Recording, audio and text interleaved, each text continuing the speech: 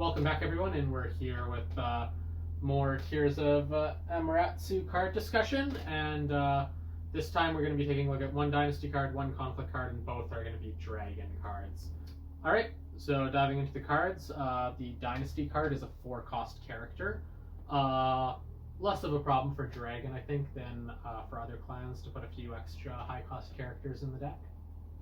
So this is competing with the Neaton Master, which is like an exceptional card, but then it's also competing with the Monk guy, which I wasn't as big of a fan of.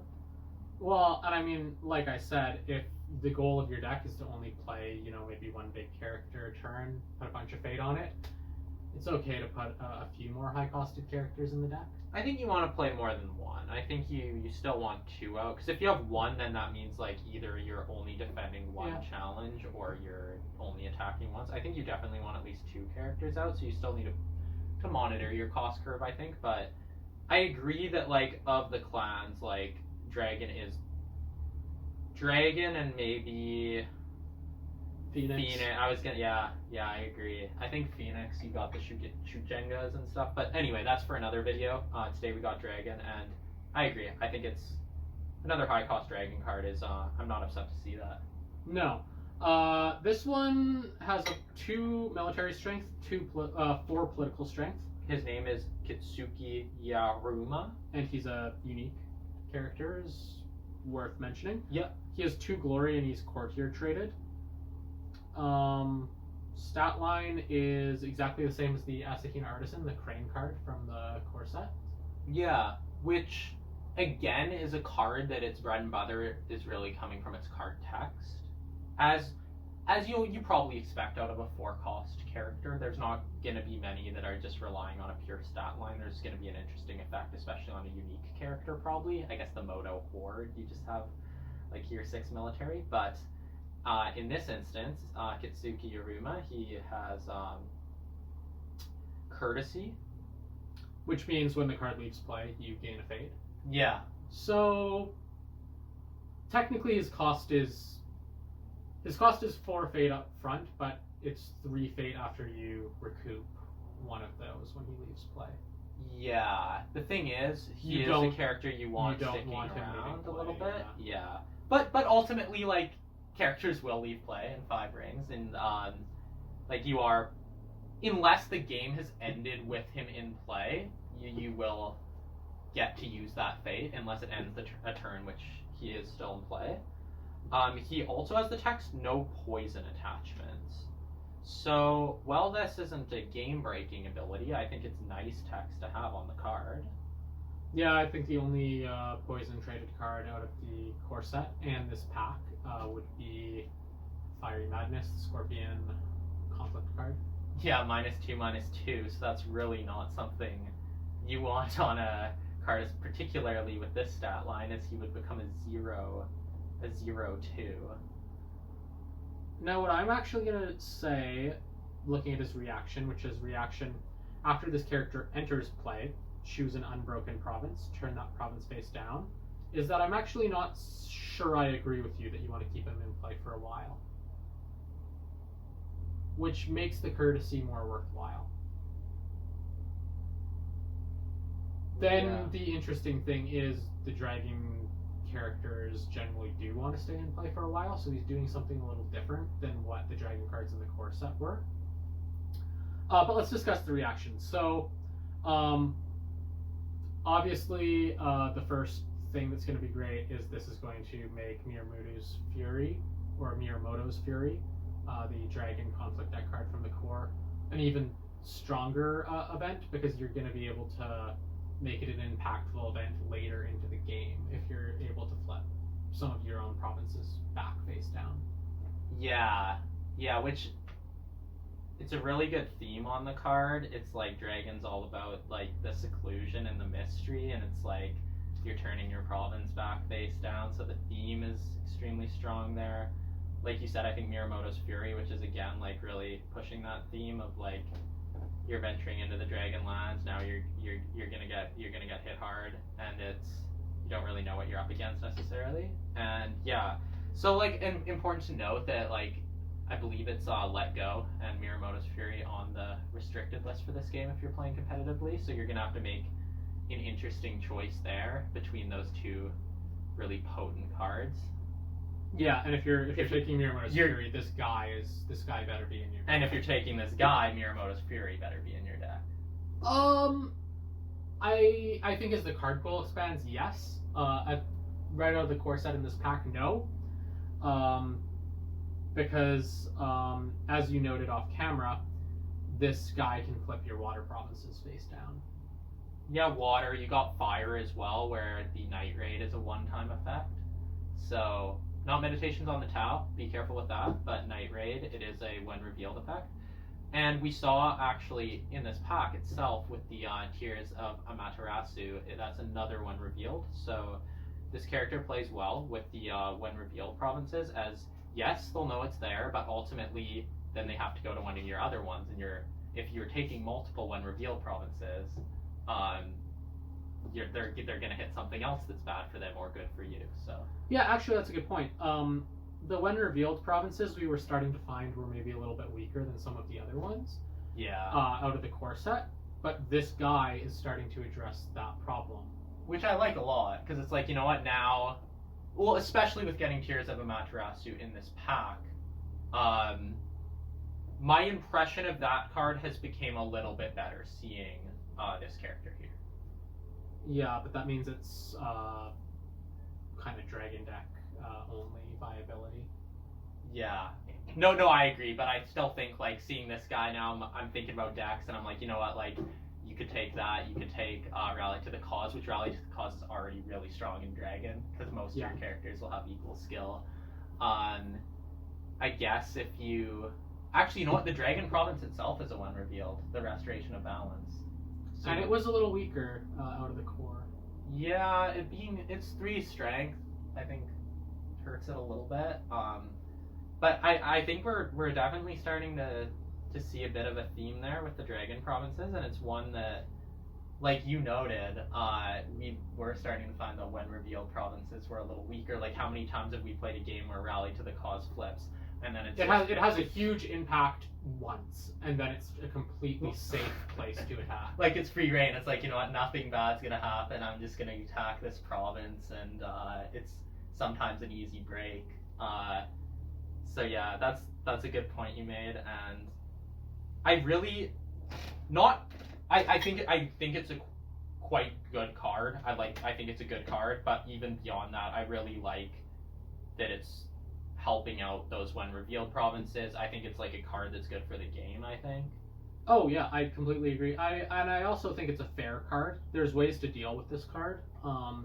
I mean, the 2 glory, okay, I can't play my poison attachment on him as a Scorpion player, but I'm just going to dishonor him, and he's a 0 useless. Too. Yeah, that's a good point. And he's also probably a card your opponent's paying 4 for it, and they probably have a built-in incentive to not keep him in play that long, because they're probably going to hope he leaves play and then a new copy of him comes up.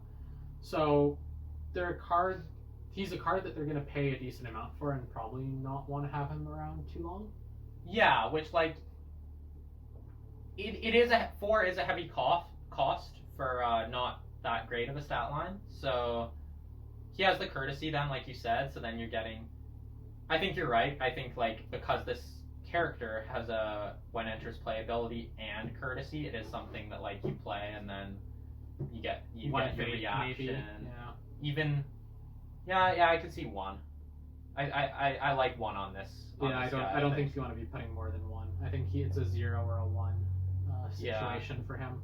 Which there's not too many 4-cost cards that I'd look at and be like, you know what, could be a strong 0, but like this is like the top of that list, I think, in that, like, this might be one that you actually do put 0. I think 1 is fine too, because you're still getting a 2/4 stat line for a couple turns, which is pretty good. I really like this card. Yeah, me too. I think this is a really cool card. I really like what this is doing. I like the dragon theme, and this is just something that makes me want to play some more dragon. And it's a good card for the game to have in it, because this card's doing a lot for other cards in the game. Yeah, it's like suddenly my impression of Tears of Amaterasu is better, and yeah, I like it a lot. Okay, Dragon also got a conflict card in this pack, and it's a 1-cost attachment. The unique, it should be noted, Jade Masterpiece. Not too many unique attachments. I think the Jade Tetsubo is actually, although I'm not sure on that, so could be wrong there, but I think it might be. And incredible art on this card. I just want to note that this is really, I think this is really incredible art. It's capturing the theme of the dragon, and I think it's just really, this is what L5R is to me right here. It's a +0 military, +1 political.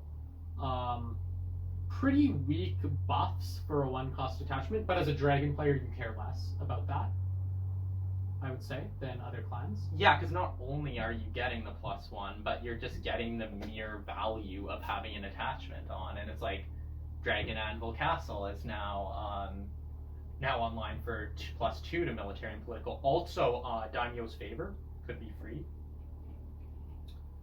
It's item traded, Jade traded. So we've seen the Jade trade a little bit now. We saw it on the neutral attachment in this pack as well. And it has, the Jade Masterpiece has the action, bow this attachment, choose an unclaimed ring, move 1 fate from the chosen ring to another unclaimed ring. It's kind of like a Phoenix mechanic going on here. And as a Phoenix player, you might have an incentive to put this in your deck because they already have a number of cards about claiming unclaimed rings, moving fate on unclaimed rings. Yeah, that's a good point. So this is helping with that. This could be a good splash. It does cost 2 influence, which is a little high. Yeah, with all of them being like 1 to 3, 2 is a little high because there's lots of 1s. The nice thing about this card is it's an action, and you're gonna probably be doing it once a turn for multiple turns. The more I think about this, like even beyond the manipulation you mentioned with Phoenix, which I think is really good, it's just like, it's like, you know what, I want to go, choose an unclaimed ring. Okay, yeah, so it's like, you know what, I want to go Void Ring here, but there's a Fate on Water Ring. It's like, you know what, now I can go for the ring I want, I'm also getting a Fate, like, I think it's just generically good. No, I have the opposite thought. I think it's really good. I mean, that's true. I think it's arguably even better when you're second player, and you know a ring has now suddenly got 2 fate on it or something, and your opponent's gonna take that 2 fate and just get a fate advantage. You can just bow this in the action phase, make sure no ring has 2 fate on it. Yeah, that's true. And we've also seen that character that it's the dragon character, which its strength is increased by 1 for each fate on an unclaimed ring. So with your example there, that was a good point. If there's one with 2, but others with 0, suddenly you spread it to 1 and 1, and now that character is getting a bigger strength buff if you attack one of the ones that doesn't have fate on it. I think there's a lot that this card can do, actually. I think a little less strong in the other clans because the cost is a little high for the strength return on the attachment, but it's a really good dragon card.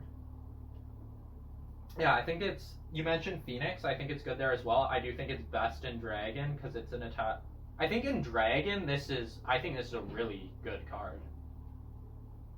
Yeah, this might be the best card we've seen so far through our unboxing videos. Or our card review videos, I should say. Yeah. There was stronger ones in the core set. But yes, of the Tears of Amaterasu. From the Tears, this might be the best card we've looked at so far. Yeah, I'm thinking of like, there were the neutrals, then there were Crane. Yeah, I actually... Crab got the good district. Oh, right, I forgot about Crab. Yeah, Crab, that was the limit 1 per deck. Yeah. Whereas this, you can take 3 of it. I think this is better. I think this is the best, yeah. I think this is really good. And, I mean, Dragon was just a better clan than Crab out of the core, so this is making something stronger that was already strong. Yeah, and... Which may not be good for the game, but it's great if you're a Dragon player. Yeah, and it's also, like, just... I did say that you could take 3 of it, which obviously you can, but yeah, just keep an eye out that it's a unique one. I could see you just easily kind of forgetting that and throwing a couple of these on. So just be careful. Be careful that it's unique and you can only have 1 out in play at a time. Yeah, but as long as you're not putting it on a character who has like 3 fate on them, you know, you put it on your character with 1 fate, you get unlucky and draw another one into your hand, it's fine. You'll be able to play it within 2 turns. That's true. I do like it more on a character with lots of fate, because then it's there, and it's just you're getting to do this every turn. But I don't know, it's interesting. It's a card that maybe you don't take 3 of it, and it's a card that maybe you're taking 2 of it. But it's also a card you want to draw in the correct deck. Like if you build your deck around the idea that you're going to manipulate the fate on your rings and your guy is going to be buffed, then you have to take 3 of it. I think the nice part about this card is you don't have to build a deck to that, though. I think this is just a card that's always, like, that's an effect that just happens every game. It's like, it's always, I think it's always going to be good. I agree. I don't know if you want to build a deck to it. I think you can build a deck to it, but... Yeah, with like 3 copies of that character and stuff like that, but I think it's just generically really good. I think it's like fairly easy to just slot into a deck. I agree. Well, there's the dragon cards, only 2, but both were really interesting, both were really good, so I think if you're a dragon player, there's a lot to be happy about here in this pack. Yeah, and like we noted, I think even the Tears of Amaterasu province becomes better in dragon now that we've seen these cards, and yeah, again, I agree. I think the theme is really strong, the card's really interesting, I like what they're doing. This pack, this really just makes me want to go play some dragon.